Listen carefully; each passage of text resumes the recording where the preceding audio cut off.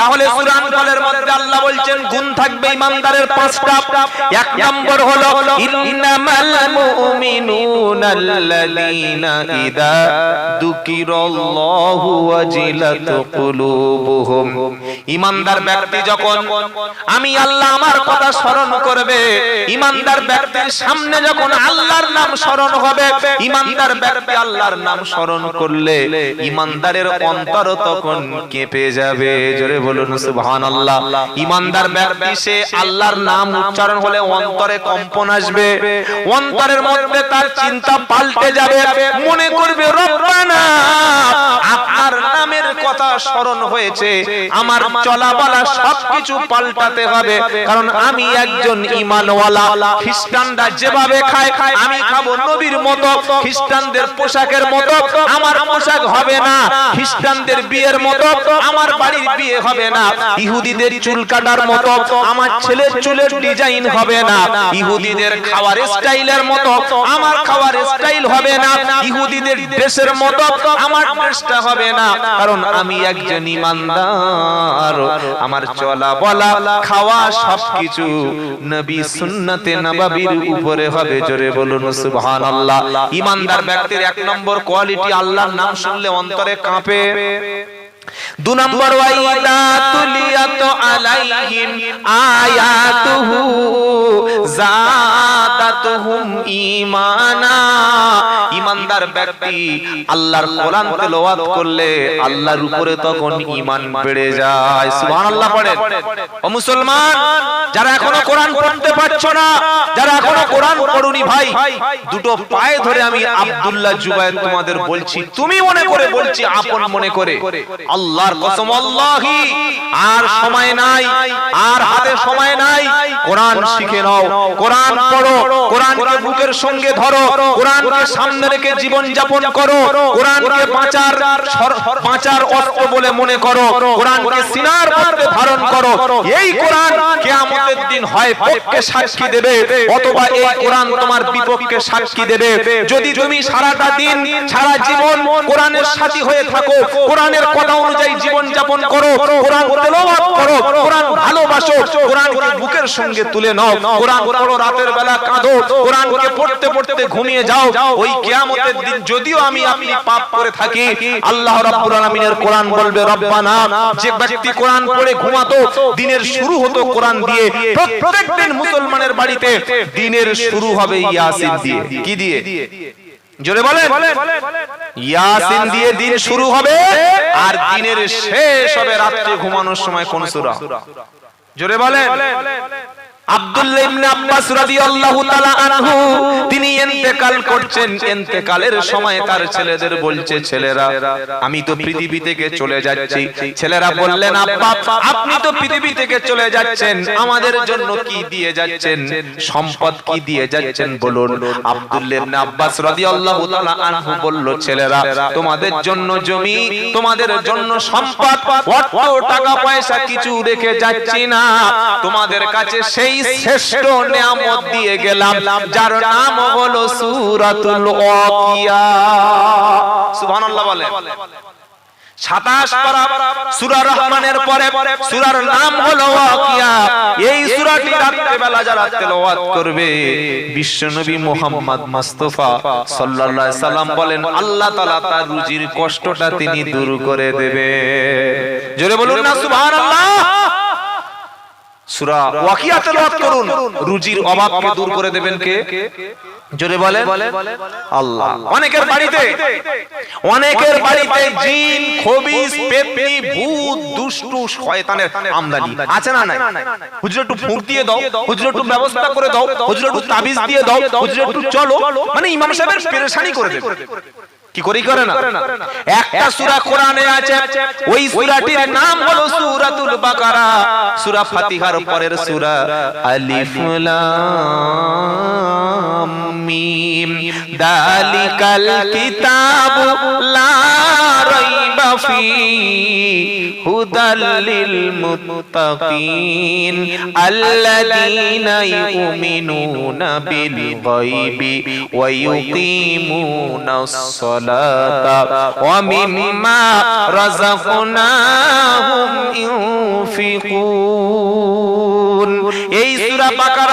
কিছু অংশ আপনি প্রতিদিন বাড়িতে তেলাওয়াত করবেন।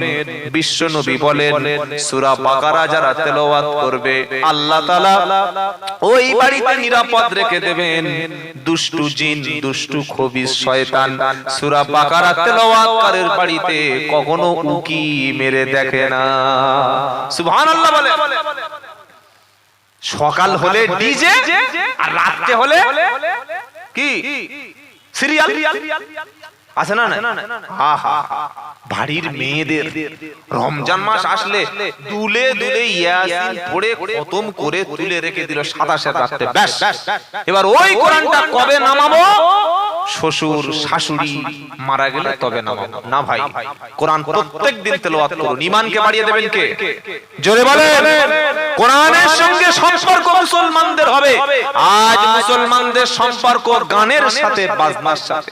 ছোট একটা বাচ্চা ছেলে 10টা 12টা 14টা গান মুখস্থ, কিন্তু মুসলমানের ছেলে বাবা সূরা পড়তে পারো? কোন সূরা? সূরা জানো? বললে হ্যাঁ জানি। বিয়ে করতে গেছে এই আমাদের এলাকায়, ভাই সূরা পড়তে জানো? কোন সূরা মুখস্থ আছে? হ্যাঁ জানি। কোন সূরা? বলছে মাসূরা। আচ্ছা মাসূরা সূরা কথা বলেন। কোন সূরা? বলছে মাসূরা। আস্তাগফিরুল্লাহ, আস্তাগফিরুল্লাহ। আপনার বাচ্চা মাধ্যমিক পাস করার সাথে সাথে মিনিমাম 10টা সূরা আলাম তারা থেকে নাস, 10টা সূরা নামাজের দোয়াগুলি ফরজ ওয়াজিব সুন্নাত এতটুকু অন্তত শিখবে। ইমাম যদি এক সপ্তাহ বাড়িতে চলে যায় 5 ওয়াক্ত নামাজের ইমামতি করতে পারবে, এই রকম কোয়ালিটি কোয়ান্টিটি, এই রকম এবিলিটি আপনার সন্তানের জন্য যেন থাকে, এই আশাটুকু করুন। বাড়িতে ফিরে গিয়ে আপনার ছেলে স্কুল কলেজ ইউনিভার্সিটি পড়ার সাথে সাথে ওকে কোরআন শিক্ষার ব্যবস্থা করুন। এটা আপনার উপরে ফরজ। বলুন ইনশাআল্লাহ। বলুন ইনশাআল্লাহ। আজ থেকে কোরআন শিখবো আমরা। যারা বয়স্ক ব্যক্তি আছেন কোরআন শিখুন। সন্ধ্যার পরে মাগরিবের নামাজের পরে চায়ের দোকানে বসে আড্ডা দিয়ে কোনো লাভ নাই। শুধু সমালোচনা, শুধু গীবত, শুধু পরচর্চা, পরনিন্দা। অথচ যারা সামনে পিছনে নিন্দা করে তাদের ঠিকানা জাহান্নাম। ওয়াইলুল লিকুল্লি হুমাযাতিল লুমাযা আল্লাযী জামা মালাও ওয়া আদ্দাদা ইয়াহসাবু আন্না মালাহু আখলাদা কাল্লা লা ইউনবাদান্না ফিল হুতামা। কোরআন শোনাচ্ছে সূরা হুমাযা। ধ্বংস তাদের জন্য, জাহান্নাম তাদের জন্য ঠিকানা। ওয়াইল নামক একটা কঠিন জায়গা জাহান্নামে তাদের ঠিকানা। যারা সামনে নিন্দা করে, পিছনে নিন্দা করে, গীবত, পরচর্চা, পরনিন্দা করে, আর শুধু মাল জমা করে আর গণনা করে, শুধু নিন্দা মন্দ করে, আখিরাত নিয়ে ভাবে না। মাল শুধু ইনকাম করে গরু ছাগলের মতো, জন্তু জানোয়ারের মতো। মাল সারাদিন পরিশ্রম করে, রাত্রে বেলা শুধু খালি ক্যাশ বসে হিসাবটা মেলায়। ফজরের নামাজ কাজা হয়ে গেছে, জোহর কাজা হয়ে গেছে, আসর কাজা হয়ে গেল, মাগরিব ইশা কাজা হয়ে গেল। এসব হিসাব মেলানোর কোনো সময় নাই। টাকার হিসাবটা ঠিক মিলিয়ে দিচ্ছে। আজকের হলো 5000, আগামী কাল হবে 6000, এই মাসে 1.5 লাখ, সামনে মাসে 2 লাখ। এটাই হচ্ছে ইনকাম। কোরআন শোনাচ্ছে আল্লাযী জামা মালাও ওয়া আদ্দাদা ইয়াহসাবু আন্না মালাহু আখলাদা। সে শুধু ধারণা করে মাল আমার চিরস্থায়ী হবে, সম্পদ আমার চিরস্থায়ী হবে। কোরআন বলছে না, কাল্লা লা ইউনবাদান্না ফিল হুতামা। মাল কখনো তোমার সাথে চিরস্থায়ী হবে না। ঠিকানা আমাদের কোথায়? ঠিকানা কোথায়? যাওয়ার সময় একবার কবরটা ঘুরে দেখে যাবে। কোনো গ্যারান্টি নাই। এসেছেন উঠে দাঁড়ানোর কোনো গ্যারান্টি আছে? জোরে বলেন। বিছানায় শুয়েছে স্বামী স্ত্রী, দুজনে গল্প করছে। রাত 2 বেজে 10 মিনিট হয়ে গেল। স্বামী বলছে মুখ যন্ত্রণা করছে রে, পানি আন, পানি আন। বিউটি এসে দেখছে পুরো লিপে গেছে আলো। কি হলো? হাত দেখছে বিপি নাই, চোখে দেখছে জাল পড়ে গেছে, মুখে দেখছে গাঁজা, মাথার চুল শক্ত, পা দেখছে ঠান্ডা, হার্টবিট দেখছে বন্ধ। ডাক্তার এসে দেখছে 3 মিনিট আগে শেষ। আউট। কি হয়ে গেল? কোনো গ্যারান্টি নাই। তারপরের দিন মসজিদে ফজরের সময় বলছে বিশেষ ঘোষণা, মোহাম্মদ ইউনুস উনি গতকাল ইন্তেকাল করেছেন, জানাজার নামাজ জোহর বাদ স্কুল মাঠে হবে। পাড়ার লোকরা বলছে গতকাল দুপুরবেলা একসঙ্গে বসে তাস খেললাম না, মারা গেল। একসঙ্গে বসে কি করেছে বলো? নামাজ পড়তে পারেনি, একসঙ্গে তাস খেলা। এর নাম মরণ। তৈরি হয়ে যাও, একদম রেডি থাকো। তাই কোরআন, সকলে বলুন কোরআন পড়বো ইনশাআল্লাহ। আর আমার শিক্ষিত যুবক যারা এসেছো, কলেজের ছেলেরা, স্কুলের ছেলেরা, হাই স্কুলের ছেলেরা, প্রাইমারি স্কুলের ছেলেরা, তোমরা প্রত্যেকে বাড়িতে একটা করে আরবি কোরআনের সাথে বাংলা কোরআন কিনবে। আমি আব্দুল্লাহ জুবায়ের বলছি, শোনো, আরবি অক্ষর পড়বে, সুন্দর করে আরবি ধরে ধরে পড়বে। তার নিচে যে বাংলা লেখা আছে, বাংলাগুলি নিজের অর্থ নিজের মাতৃভাষায় কোরআন পড়ো। যেটা বুঝতে অসুবিধা হবে, মসজিদের যোগ্য ইমাম সাহেবের কাছে বসে শিখে নাও। আজকের বিশ্বে মুসলমান হচ্ছে খ্রিস্টানেরা, মুসলমান হচ্ছে জৈনরা। আমেরিকা, ইউরোপে সবচেয়ে বেশি ইসলামে কনভার্টেড হচ্ছে কিভাবে? তারা কোরআন পড়ছে মাতৃভাষায়, বিশ্বনবীর জীবনী পড়ছে, তারা কোরআন নিয়ে গবেষণা করে ইসলাম কবুল করছে। আর মুসলমানের ছেলেরা ইসলাম নিয়ে গালাগালি করছে, মুসলমানের ছেলেরা মদ খাচ্ছে, মুসলমানের ছেলেরা পয়লা জানুয়ারিতে ডান্স করছে, মুসলমানের ছেলেরা 31st নাইট পালন করছে, মুসলমানের ছেলেরা মদ খেয়ে যেভাবে রাস্তায় ঘুরছে আপনি চিনতেই পারবেন না। কেন? আমাদের মধ্যে টাকার অভাব নাই, পয়সার অভাব নাই, জমি জায়গার অভাব নাই, সম্পদের অভাব নাই, সব আমাদের মধ্যে আছে। এক ঈমান হারা হয়ে গেছি, দুই কোরআন থেকে আমরা সরে এসেছি। যখন কোরআন ছেড়ে দিয়েছি, যখন আল্লাহর কিতাবটা ছেড়ে দিয়েছি, আল্লাহর মার, আল্লাহর গজব, আল্লাহর উপর থেকে লানত, অভিসম্পাত আমাদের জন্য ফরজ হয়ে গেছে। তাই বাঁচতে যদি চাই কোরআন ধরবো ইনশাআল্লাহ। বলি ইনশাআল্লাহ। সকলে নিয়ত করুন। যত মা এসেছেন, বোন এসেছেন, যারা শুনছেন, প্রত্যেক দিন আপনার বাড়িতে আপনার ছেলে, আপনার মেয়ে যেন কোরআন দিয়ে দিন শুরু করতে পারে। অন্তত এক পৃষ্ঠা হলে আল্লাহর কালাম পড়ুন। রাতে ঘুমাতে যাবেন সূরা ওয়াকিয়া পড়ে ঘুমাবেন। আর একটা ছোট্ট আমল বলে দেব, সূরা ইখলাস মুখস্থ আছে না? কুল হুয়াল্লাহু আহাদ, বলেন আমার সাথে। আল্লাহুস সামাদ, লাম ইয়ালিদ ওয়া লাম ইউলাদ ওয়া লাম ইয়াকুল লাহু কুফুয়ান। এই সূরাটি যে ব্যক্তি 3 বার পাঠ করবে, আল্লাহ রাব্বুল আলামিন তার আমলনামায় 1 খতম কোরআন শরীফের সওয়াব লিখে দেবে। সুবহানাল্লাহ বিহামদি, সুবহানাল্লাহ আযীম। কি মর্তবা, কি ফজিলত! একটা ওয়াক্ত পড়লে কোরআনের 10টা নেকি আল্লাহ আমাদের আমলনামায় লিখে দেবেন। সুবহানাল্লাহ বলবেন না? ও মুসলমান, এই কোরআন থেকে আজকে আমরা দূরে সরে গেছি।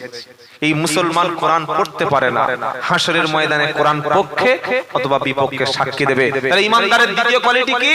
ঈমানদার কোরআন পড়বে, কোরআন বুঝবে, আর ঈমান আল্লাহর উপরে বেড়ে যাবে। বলুন সুবহানাল্লাহ। 3 নম্বর হলো ঈমানদারের খাঁটি মুমিন যারা, তাদের কোয়ালিটি হলো ওয়া আলা রাব্বিহিম ইয়াতাওয়াক্কালুন। ঈমানদার খাঁটি মুমিনের 3 নম্বর কোয়ালিটি হলো ঈমানদার ভরসা করবে শুধুমাত্র আল্লাহর উপরে। সুবহানাল্লাহ। আজ বর্তমানের মুসলমান তাকিয়ে দেখুন, আপনি তৃণমূল করছেন, করুন, বামের সমর্থন হতে পারেন, কংগ্রেসের সমর্থক হতে পারেন, যে কোনো দল করবেন সেটা আপনার পার্সোনাল ম্যাটার। ভারতবর্ষের জমিনে, সারা পৃথিবীর জমিনে বর্তমানে ঈমানদারদের জন্য আল্লাহ ছাড়া কোনো সাহায্যকারী আছে? জোরে বলেন, আছে? মনে মনে হচ্ছে না না, আমাদের এই দল আছে, সেই দল আছে, ওই দল আছে। যত দেখছেন দল, আজকের আছে দল, কালকের আর দল খুঁজে পাবেন না। একটাই দল আপনাকে বাঁচাবে, সেই দলটার নাম হচ্ছে ইসলাম। বলুন সুবহানাল্লাহ। ইসলামের মধ্যে প্রবেশ করুন, আল্লাহর ঘরের সঙ্গে সম্পর্ক তৈরি করুন, ওলামাদের সঙ্গে সম্পর্ক তৈরি করুন। আলেম বিদ্বেষী হবেন না, ওলামা বিদ্বেষী হবেন না, মসজিদ থেকে দূরে থাকবেন না, কোরআন থেকে দূরে থাকবেন না, হারাম থেকে দূরে থাকবেন, হারাম সম্পর্ক থেকে দূরে থাকবেন, নাজায়েজ কাজ থেকে দূরে থাকবেন, গুনাহের কাজ থেকে দূরে থাকবেন, জেনে শুনে মিথ্যা বলবেন না, জেনে শুনে হারাম খাবেন না। সব সময় মনের মধ্যে ভয় রাখবেন আল্লাহকে সাহায্য কে করবে। জোরে বলে। ইমানদারের দ্বিতীয় নমুনা ওয়া আলা রাব্বিহিম ইয়াতাওয়াক্কালুন, আল্লাহর উপরেই ইমানদার ভরসা করে, আর কারোর উপর না। বলুন সুবহানাল্লাহ। আর আল্লাহর উপরে যে বান্দা ভরসা করে, আমার আল্লাহ শোনাচ্ছে আলাইসাল্লাহু বিকাফিন আবদা। এটা 24 পারা সূরা জুমারের প্রথম পৃষ্ঠা। আল্লাহ রাব্বুল আলামিন বলেন, বান্দা বলো আমি আল্লাহ কি তোমার জন্য যথেষ্ট না? জোরে বলুন সুবহানাল্লাহ। আমাদের জন্য কে যথেষ্ট? যথেষ্ট কে? আল্লাহ। আল্লাহ তার বান্দাদের জন্য যথেষ্ট। কেন যথেষ্ট? কারণ সৃষ্টি করেছেন আল্লাহ, আর বাঁচার আমাদের সম্পূর্ণ দায়িত্বকে নিয়েছেন আল্লাহ। পাক আবার বলছেন ফালিয়াবুদু রাব্বা হাদাল বাইত আল্লাযী আত'আমাহুম মিন জু'ইন ওয়া আমানাহুম মিন খাউফ। সূরা কুরাইশ সকলে পড়েছেন, নামাজে ইমাম সাহেব বারবার পড়েছেন। মুসলমান সূরা কুরাইশ থেকে কি শিক্ষা নিয়েছেন? আল্লাহ বলছেন শোনো, ফালিয়াবুদু রাব্বা হাদাল বাইত। মসজিদের সামনে গিয়ে কেউ যদি বলে বান্দা এই মসজিদের মালিক কে, আপনি কি বলবেন? মসজিদ যে কার ঘর, ওই ঘরের মালিক কে? আল্লাহ বলছে এই ঘরের মালিকের যদি ইবাদত তোমরা করো, প্রতিদিন যদি মাথা ঘরের মালিকের কাছে নিচু করো, ওই ঘরের মালিকের সঙ্গে যদি তুমি সম্পর্ক তৈরি করো, আমি আল্লাহ আমার পক্ষ থেকে তোমার জন্য দুটি খুশির সুসংবাদ। সুবহানাল্লাহ বলে কি কি? আল্লাযী আত'আমাহুম মিন জু'। বান্দা তুমি যখন ক্ষুধার্ত হবে, তোমার যখন খাবারের প্রয়োজন হবে, তোমার অর্থনৈতিক কষ্টটা আমি আল্লাহ আমার বান্দার অর্থনৈতিক কষ্ট দূর করে দেব। আমার বান্দা ক্ষুধার্ত থাকবে আর আমি আরশে আজিমে বসে বসে দেখব।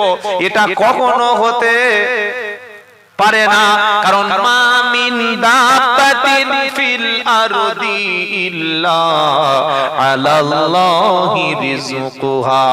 12 নম্বর পারা 1 নম্বর পৃষ্ঠা 1 নম্বর লাইনে 6 নম্বর আয়াত সূরার নাম হুদ। আল্লাহ বলছেন পৃথিবীতে যা কিছু আছে এমন কেউ নাই যে আমি আল্লাহ খাওয়াই নাই, আর কে কি খাবে ওই চিন্তাটা আমি আল্লাহ করে দিই। সবার রিজকের দায়িত্ব নিয়েছি আমি আল্লাহ, সেজন্য আমি হলাম রাজ্জাক, রুজিদাতাকে। জোরে বলেন। কোটি টাকার মালিক, একটা ছেলে একটা মেয়ে। ও ভাই, ও সাহেব, ছেলে মেয়ে আর নাই না? কেন?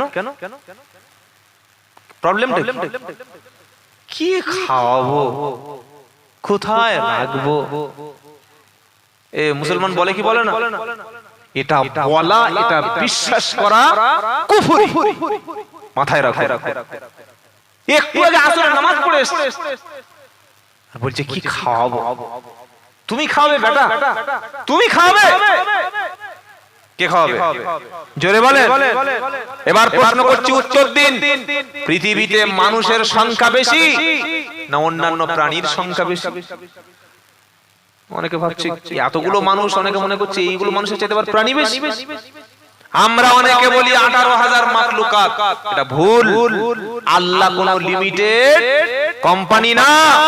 কত যে সৃষ্টি আল্লাহর আছে, national geography, animal planet, Discovery, এই চ্যানেলগুলো দেখলে আল্লাহর সৃষ্টি সম্পর্কে একটা কনসেপশন তৈরি হয়ে যায় যে কত প্রাণী আল্লাহ ক্রিয়েট করেছেন। সুবহানাল্লাহ। কি সবাইকে কে খাওয়ায়? আল্লাহ। সমুদ্রের তলায় কত লক্ষ লক্ষ ভ্যারাইটিস প্রাণী আছে, সবাইকে আল্লাহ খাওয়ায়। নীল তিমি, ব্লু হোয়েল, এই নীল তিমি যেদিন তার বাচ্চা হয়, ওর মায়ের পেট থেকে যেভাবে বাচ্চা হয়, আমাদের যেমন ডেলিভারি হয়, তিমি হচ্ছে স্তন্যপ্রায়ী প্রাণী, তার বাচ্চা হয়, দুধ খায়। তো যেদিন তিমি মাছের বাচ্চা হবে, ওই দিনেই প্রায় 2 থেকে 3 মণ দুধ প্রথম দিনেই লাগে। সুবহানাল্লাহ বলবেন। ওটা কে সাপ্লাই করে? কে সাপ্লাই করে? আল্লাহ। কত হাজার হাজার প্রাণী। সুতরাং এই কথাটা কোনোদিন বলবেন না যে কি খাওয়াবো, কে খাওয়াবে। আর আমাদের এই যে ছেলে হোক আর মেয়ে হোক একটার বেশি নিও না, এই যে কনসেপশনটা, এটা কিন্তু ইহুদিদের কনসেপশন। এই যে মানুষদের বোকা বানিয়েছে, ছেলে হোক আর মেয়ে হোক একটা, এটা তৈরি করেছে এই আইডিওলজিটা ইহুদিদের। ওরাই পৃথিবীকে বুঝিয়েছে ছেলে হোক আর মেয়ে হোক একটার বেশি নেওয়া যাবে না। আপনি যদি কালকের ইসরায়েলে গিয়ে অবৈধ ইহুদি রাষ্ট্রে গিয়ে দেখেন, প্রত্যেকটা ইহুদির 5টা 6টা 7টা 8টা 9টা 10টা বাচ্চা। আপনারা বলবেন হুজুর আপনি কি গিয়েছেন? আমি জেনে পড়াশোনা করে গবেষণা করেই তবে আপনার সামনে আমি কথাটা বলছি, আজে বাজে কথা বলছি না। প্রত্যেকটা ইহুদির 8টা 10টা 12টা বাচ্চা। ওরা ইহুদি কলোনিগুলো বাড়াচ্ছে। আপনারা মনে করছেন ফিলিস্তিনের গাজা আর রাফা বোম্বিং করে শেষ করে দিলে আর হয়তো পাশে তারা কিছু বলবে না? না, গাজা এবং রাফা ফিলিস্তিনের ধ্বংস করে দেওয়ার পরে ওরা হাত বাড়াবে কিন্তু লেবাননের দিকে, ওরা হাত বাড়াবে মিশরের দিকে, ওরা হাত বাড়াবে সৌদি আরবের দিকে, ওরা হাত বাড়াবে জর্ডানের দিকে, ওরা হাত বাড়াবে পাশে রয়েছে সিরিয়া তাদের দিকে। কারণ ইহুদিদের যে তাদের মোসাদ যে গোয়েন্দা সংস্থা রয়েছে এবং তাদের ইহুদিদের যে মুরব্বিগুলো রাহবারগুলো যে রয়েছে আলেমরা, তারা বলেই দিয়েছে যে গোটা পৃথিবীটাই আমরা ইহুদিজম দিয়ে এটাই আমরা গোটা পৃথিবীতে আমরা রাষ্ট্র ক্ষমতা কায়েম করব। আর তাদের মাসি যে দাজ্জাল, তাদের মাসি এসে তাদের পৃথিবীতে পুরো ইহুদি রাষ্ট্র কায়েম করবে। তাই একের পর এক তারা কলোনিগুলো দেশগুলো দখল করছে এবং আগামীতে করবে, কারণ তাদের পিছনে রয়েছে আমেরিকা। এই ইহুদিরা বিশ্বের মানুষদেরকে বোকা বানিয়েছে যে দুটো, একটা ছেলে একটা মেয়ের বেশি হলে তোমাদের জন্য সুখ শান্তি নয়, তোমাদের জন্য বিপদ, তোমরা খাওয়াতে পারবে না, বাচ্চাদের পড়াশোনা শিক্ষা দিতে পারবে না। অথচ তাদের প্রত্যেকের 8টা 10টা বাচ্চা। আমাদের ভারতবর্ষে অনেকে মুসলমানদের নাম শুনলে মনে করে এরা বেশি বাচ্চা নয়। বিশ্বকবি রবীন্দ্রনাথ ঠাকুর নাম শুনেছেন? শোনেন নাই? বিশ্বকবি রবীন্দ্রনাথ ঠাকুররা তার বাবা মায়ের 14টা সন্তানের মধ্যে রবি ঠাকুর ছিলেন 11 নম্বর সন্তান। কি বলছি বুঝতে পেরেছেন? আমাদের যে প্রধানমন্ত্রী নরেন্দ্র মোদী ভাই, তারাও কিন্তু 5 ভাই বোন, যোগীরাও 5-6 ভাই বোন। প্রত্যেক নেতা নেত্রীরা তাদের 5, 6, 7 জন করে ভাই বোন। সুতরাং বেশি সন্তান নেওয়াটা এটা দোষের না। আমাদের রাষ্ট্রে যে টাকা রয়েছে, সম্পদ রয়েছে, যদি নেতারা দুর্নীতি না করত, যদি নেতারা বেইনসাফি না করত, জনগণের ন্যায্য অধিকার যদি ফিরিয়ে দিত, মানুষ না খেয়ে মরার মতো অবস্থা হতো না। এই যে 18,000 ছেলের চাকরি চলে গেল, তাই তো নাকি? কত হাজার? 26,000 চাকরি বাতিল হলো। ভেবেছেন রায়টা কি দিল? যত চাকরি গেছে, এতদিন যারা চাকরি করেছে তাদের টাকাগুলো আরো 7% সুদ সহ ফেরত দিতে হবে। আশ্চর্য কথা। পুরো শিক্ষা ব্যবস্থাটাকে ধ্বংস করে দেওয়ার, কোর্ট থেকে সরকার থেকে শুরু করে পুরো সিস্টেমটাকে ধ্বংস করে দেবে। সিস্টেমটাকে, শিক্ষাটাকে আপনি ভাবতে পারছেন? স্কুলে মাস্টার না থাকলে আমাদের ছাত্ররা গিয়ে মানুষ হবে কোথায়? পড়াশোনা করবে কোথায়? তারা কোথায় পড়াশোনা করবে? কেন আমরা কথাগুলো বলছি? শিক্ষাই হচ্ছে জাতির মেরুদণ্ড। যে জাতির মধ্যে শিক্ষা নাই তারা নেতৃত্ব দিতে পারে না, যে জাতির মধ্যে শিক্ষা নাই তারা এগিয়ে যেতে পারে না। আজকের বাংলায় শুধু হিন্দু আর মুসলমানের মধ্যে দাঙ্গা লাগিয়ে দেওয়ার জন্য দিন রাত চেষ্টা করছে কে কত বড় হিন্দু হতে পারে, কে কত বড় মুসলমান হতে পারে। কেউ রাম মন্দির বানানোর কথা বলছে, কেউ বাবরি মসজিদ বানানোর কথা বলছে। মনে রাখবেন, মসজিদ বানিয়ে, মন্দির বানিয়ে কোনো লাভ হবে না যদি মানুষ শিক্ষিত না হয়, যদি মানুষের মধ্যে হসপিটাল না থাকে, যদি মানুষের মধ্যে রুটি রুজির ব্যবস্থা না থাকে। আমরা আমাদের সন্তানদেরকে কাদের হাতে রেখে চলে যাচ্ছি। সামনে দিন ভয়ঙ্কর দিন। তাই অনুরোধ করে বলে যাচ্ছি, আল্লাহ যে পয়সাটুকু আপনার দিয়েছে, সরকারি স্কুলে আর পড়াশোনা বলতে কিছুই নাই।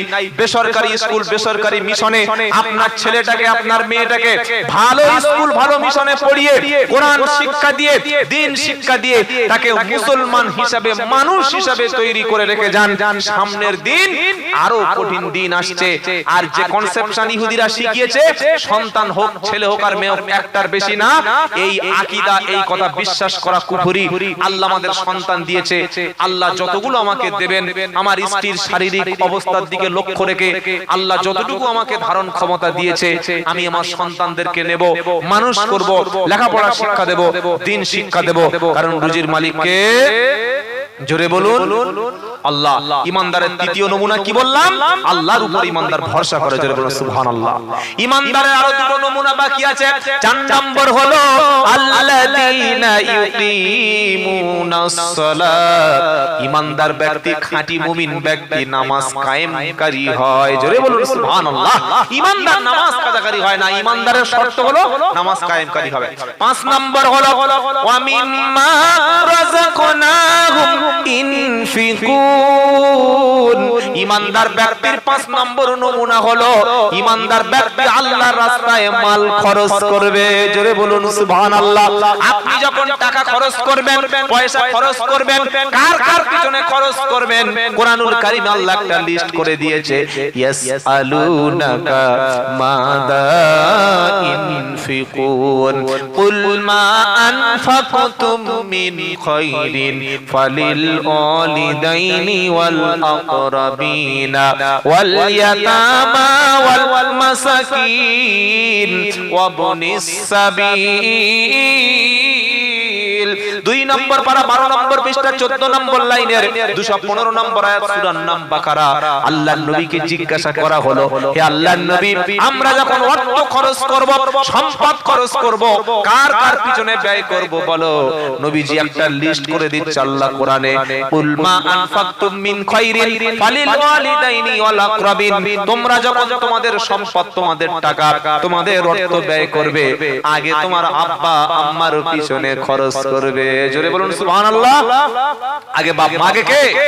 বাপ এবং মা। 2 নম্বর ওয়াল আকরাবিন। তোমার নিকট আত্মীয় যারা, তোমার চাচাতো ভাই গরীব আছে, তোমার নিজের ছোট ভাইটা গরীব, তোমার বাড়ির পাশে একটা অসহায় ব্যক্তি আছে, সে তোমার আত্মীয়তা, তার সঙ্গে তোমার রক্তের সম্পর্ক আছে।